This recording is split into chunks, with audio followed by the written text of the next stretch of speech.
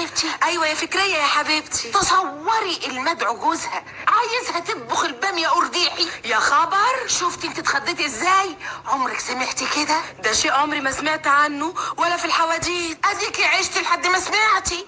رجاله يا اختي رجاله. من رجاله. لا ملوش حق يا سميرة. لا، على رأي خالتي نبوية اللي اختشوا ماتوا. ليه؟ علشان اختشوا. قال عايزها تطبخ البامية قرديحي. يا جماعة حسن جوزي كويس قوي، بس الظروف هي اللي... ظروف ايه وجوابات ايه يا سميرة؟ ده كهن رجالة، اسألين انا عنهم.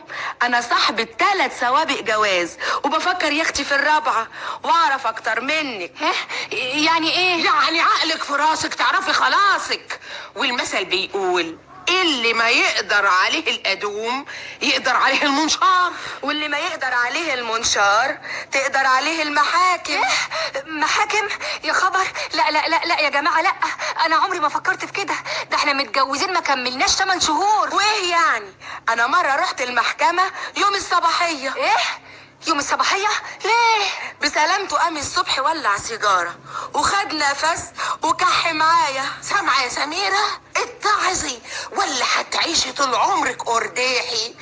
عيني عليكي يا شابة يا اللي ما تهنتيش بعد 8 شهور جوازي يا حبيبتي. يا جماعة مش كده. حسن بيحبني وانا واثقة من كده. كان بان عليه. قالوا ابو فصادة بيعجن القشطة برجليه.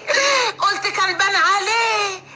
اللي يحب يغطس ويقب ويجيب بودرة العفريت ولبن العصفور لمراته، انما ده عايز ياكلك البامية قرديحي. عجبت لك يا زمن. معايا يا فتحية يا حبيبتي؟ طبعا معاكي يا فكرية يا حبيبتي، كلامك بينقط حكم. بس وحياتك يا حبيبتي بقى تخلصي لي الطلب ده. فوت علينا بكرة يا حبيبتي. ليه بس يا حبيبتي؟ علشان ميعاد العمل الرسمي انتهى يا حبيبتي. رجع البيت دلوقتي. يا سلام، وليك عين تسألني كنت فين؟ صحيح يعملوها ويخيلوا. هم مين يا سميرة؟ اللي ما يتسموش يا حسن. قصدك ايه يا سميرة؟ ما قصديش يا حسن، انا جايه تعبانه من زحمه الاتوبيس وعايزه ادخل استريح يا حسن. لا استني عندك، انا لازم اعرف ايه الحكايه بالظبط. حكايه ايه بقى يا استاذ؟